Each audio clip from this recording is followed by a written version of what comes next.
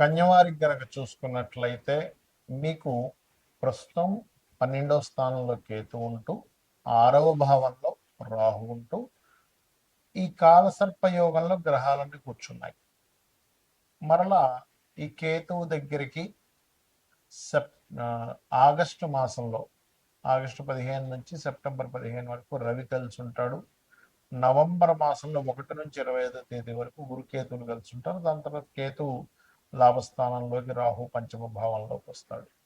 వీటి మూలంగా కలిగేటువంటి ఫలితాలు ఏమిటి, ఏ దేవత ఆరాధన చెయ్యాలి, ఎటువంటి విషయాల పట్ల మీరు జాగ్రత్త వహించాలి అనేటువంటి అంశాలు చెప్తుంది నేనైనప్పటికీ చెప్పిస్తుంది సాక్షాత్ లలితా అమ్మవారిగా భావిస్తూ ఆ లలితాంబిక అమ్మవారి యొక్క అనుగ్రహం మీకు పరిపూర్ణంగా కలగాలని మనస్ఫూర్తిగా కోరుకుంటూ,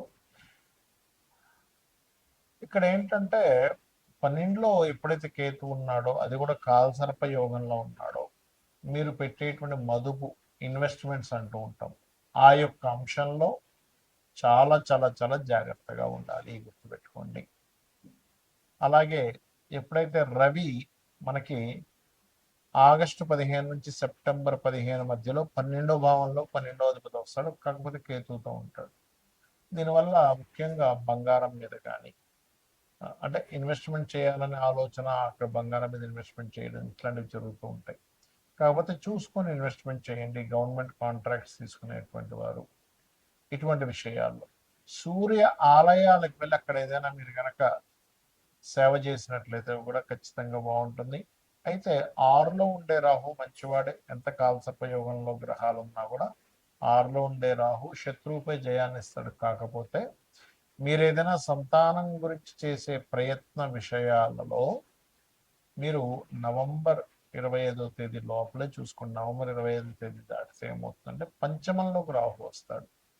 దీని మూలంగా ఒక బెనిఫిట్ ఉంది, ఒక జాగ్రత్త ఉంది. ఏమిటది అంటే గర్భవతులు, అదేవిధంగా ప్రెగ్నెన్సీ కోసం ప్రయత్నం చేసేటువంటి వారు కాస్త జాగ్రత్తగా ఉండాలి. ఎంతైనా పంచమ రాహు అదొక సర్పదోషం. అయితే దీని అన్నిటికీ మీరు ఎలా చేసుకోవాలి ఏంటని కూడా చెప్తాను నేను మీకు. అయితే ఎప్పుడైతే పంచమ రాహు ఉన్నాడు, ఇది ఒక బెనిఫిట్ ఏమిటంటే క్రియేటివ్ ఫీల్డ్లో ఉండేటువంటి వారికి ఉద్యోగ అవకాశాలు చక్కగా వస్తాయి, అందులో ఎటువంటి సందేహం లేదు. అయితే ఎప్పుడైతే ఈ గురువు నవంబర్ మాసం 1వ తేదీ నుంచి నవంబర్ 25వ తేదీ వరకు గురుకేతువులు కలిసి ఉంటారో, ఇది ఇచ్చేటువంటి రిజల్ట్ ఏమిటి అంటే మీకు గతంలో మీరు ఏదైతే ఇన్వెస్ట్మెంట్స్ చేశారో, లేకపోతే గతంలో కొన్ని వ్యసనాలు గురైన వాళ్ళు ఉంటారు, వీళ్ళందరికీ కూడా ఈ గురుకేతువుల యొక్క కలయిక కొంతవరకు అది క్లియర్ చేయడానికి, ఆ యొక్క అంశాన్ని సరిదిద్దుకోవడానికి అవకాశాన్ని ఇస్తాడు. ఇక మీరు నిత్యము చేయవలసింది వెంకటేశ్వర స్వామి యొక్క ఆరాధన చేయండి, అన్ని విధాలు బాగుంటుంది. ఇక్కడ మనం చాలాసార్లు చాలా సందర్భాల్లో చెప్పడం జరిగింది, ఈ రాహుకేతువులు కాల్సర్ప యోగాన్ని జన్మజాతకంలో కనుక ఉన్నట్లయితే ఏమి పట్టించుకోకండి, గోచారంలో ఉన్నప్పుడే అది దేశకాల పరిస్థితుల మీద మనుషుల్ని చూపిస్తుంది అని కదా. చాలా ఉదాహరణలు కూడా చెప్పాను. చిరంజీవి గారు పెద్ద పెద్ద ఇప్పుడు ఒక దాదాపుగా 170 మంది ప్రెసిడెంట్ల జాతకాల్లో కాలసర్ప యోగం ఉంది అని.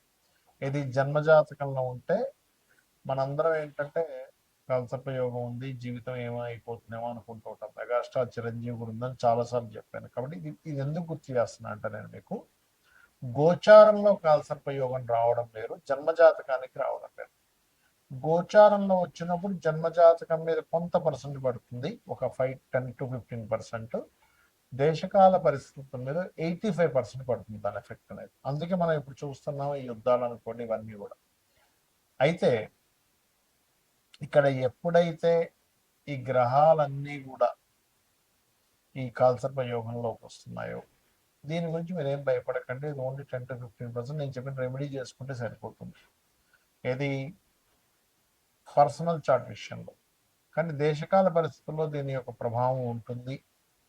మరియు ఇది కాకుండా సర్పదోషం అంటారు, అది వేరు. కాలసర్పదోషం లాగా గ్రహాలన్నీ, అసలు కాలసర్పదోషం అంటే ఏంటి, రాహు కేతువు 180 degreesలో ఒకదానికొకటి ఆపోజిట్లో ఉండగా గ్రహాలన్నీ చంద్రుడితో సైతం అన్ని గ్రహాలు ఒకవైపు వచ్చేసేయాలి, వన్ సైడ్ మొత్తం ఖాళీగా ఉండాలి.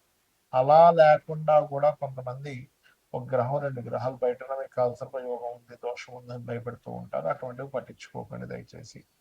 ఒకవేళ మీకు అంతగా కాల్సర్ప యోగం ఉందని భయం వేస్తూ ఉన్నట్లయితే చక్కగా మీరు కాళహస్తికి వెళ్ళి స్వామివారిని దర్శనం చేసుకుని అక్కడ రాహుకేతు పూజ చేసుకోండి. లేదా మీ ఇంటికి దగ్గరలో రావి చెట్టు కింద సర్పాలు ప్రతిష్ఠ చేసిన ఉన్నట్లయితే వాటి మీద పసుపు కుంకుమ గంధం కలిపిన వాటర్ వేయండి, సరిపోతుంది.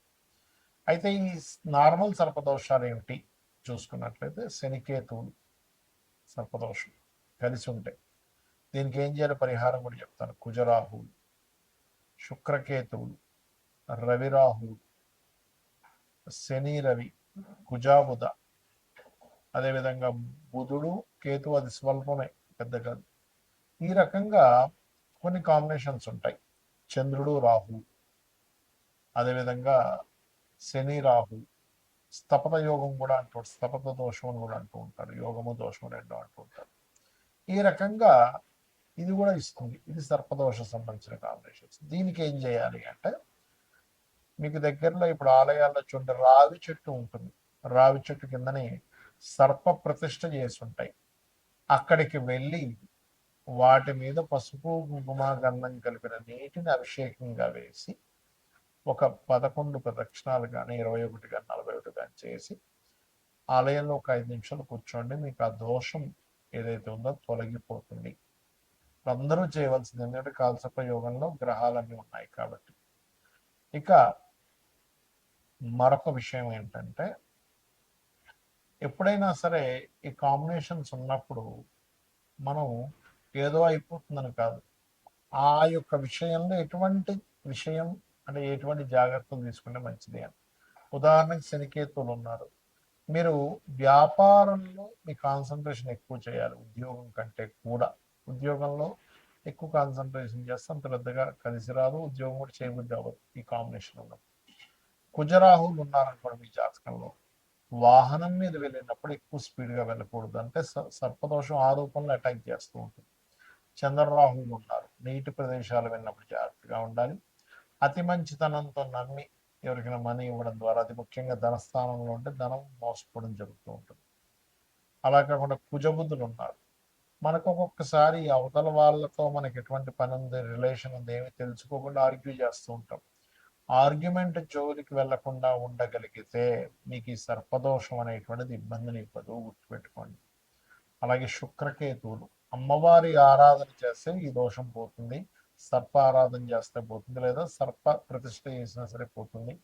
వీటన్నిటికీ కూడా సర్ప ప్రతిష్ఠ చేయాల్సిందే. అయితే ఇక్కడ రాహుతోని కేతుతోని కాంబినేషన్ కనుక ఉన్నట్లయితే మరింత ఎక్కువగా ఉంటుంది, ప్రబలంగా. అదేవిధంగా రాహు మేషరాశిలోని లేదా సింహరాశి, వృశ్చిక రాశిలో ఉన్న సర్పదోషంగా చెప్తూ ఉంటారు. సింహరాశిలో ఉంటే పితృదోషంగా చెప్తూ ఉంటారు. రాహు కానీ శని కానీ కలిసి ఉంటే ఇంకెక్కువ పితృదోషంగా చెప్తూ ఉంటారు. అలాంటప్పుడు అటువంటి పితృదోషాలు ఉన్నా కూడా స్త్రీ జననం జరిగితే దోషం పోతుంది. ఒక్కొక్క దానికి ఒక్కొక్క ఎగ్జంప్షన్ అనేటువంటిది ఉంది.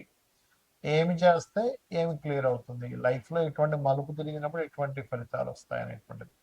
రవిరాహుల కాంబినేషన్ ఉన్నప్పుడు ఎక్కువగా ఈ ఫుడ్ విషయంలో జాగ్రత్త పడాలి. అంటే మనం తీసుకునేటువంటి ఫుడ్ ఎలాంటిది తీసుకుంటున్నాం, ఎందుకంటే ఇది డైజెషన్ సిస్టమ్ని పాడు చేసుకుంటూ వెళ్తూ ఉంటుంది ఆ దోషం అనేటువంటిది. ఆ రకంగా శని, ఒక్కొక్క గ్రహము ఒక్కొక్క ఫలితాలను ఇవ్వడం. శని రాహువులు అంటే ఇదేంటంటే, శని రాహువులు ఉన్నప్పుడు చిన్న స్టేజ్ నుంచి ఎదుగుతూ ఉంటాడు, పట్టుదలతో వెళ్తూ ఉన్నట్లయితే బాగుంటుంది, కానీ జాబ్లోనే ఎక్కువగా ఇక్కడ సక్సెస్ అవుతూ ఉంటారు. ఈ రకంగా సర్పదోషం అంటే మీది ఏదైనా ఒక గ్రహం కేతువు కలిసి ఉన్నప్పుడు ఆ పర్టికులర్ మహాదశల్లో, ఆ అంతర్దశల్లో ఎక్కువగా సర్ప సంబంధించినవి చేసుకోవాలి. ఇందులో ఏమండి నాకంత స్తోమత లేదు, సర్ప ప్రతిష్ఠ చేయలేను, మాకు దగ్గరలో ఆలయాలు కూడా లేవు అన్నప్పుడు గరుడ పురాణం కనుక చదివినా విన్నా మంచి ఫలితాలు ఉంటాయి. ఇప్పుడు మీకు చదవలేరు, యూట్యూబ్లోకి వెళ్ళి సామవేదం గారితో ఇంకెవరితో మంచి మంచి ప్రవచకులు ఉన్నారు, వారిది కనుక మీరు తీసుకుని గరుడ పురాణం విన్నా కూడా ఈ సర్పదోషం అనేటువంటి తొలగిపోతుంది, గుర్తుపెట్టుకోండి. అలాగే ఈ దేశకాల పరిస్థితుల వల్ల కూడా ఇక్కడ ఎప్పుడైతే ఈ కాల్సర్ప యోగంలో ఉన్నాయో విపరీతమైన వర్షాలు, జల ప్రళయాలు, వైరస్లు, మరియు అదేవిధంగా ఈ నోట్ల రద్దు, ఈ కరెన్సీ రూపు మారడం, రద్దు కంటే కూడా చెప్పాలంటారు కరెన్సీ రూపు మారడం, డిజిటలైజ్డ్కి ఎక్కువగా ప్రాధాన్యత ఇవ్వడం, కోర్టు కొన్ని కొన్ని విషయాల్లో అసలు ఏమిటి, అసలు ఇట్లాంటి తీర్పులు ఇస్తుంది ఏంటి అని ఆశ్చర్యపోయేటువంటివి కొన్ని. ఎలా అంటే మనకి రిజర్వేషన్స్ కూడా మార్పు రావడం అనేటువంటిది జరగనుంది. ఎందుకంటే కాలంలో ఎప్పుడూ చూడనటువంటి కాంబినేషన్స్ వస్తున్నాయి, అందుకని ఇటువంటివన్నీ కూడా జరుగుతాయి.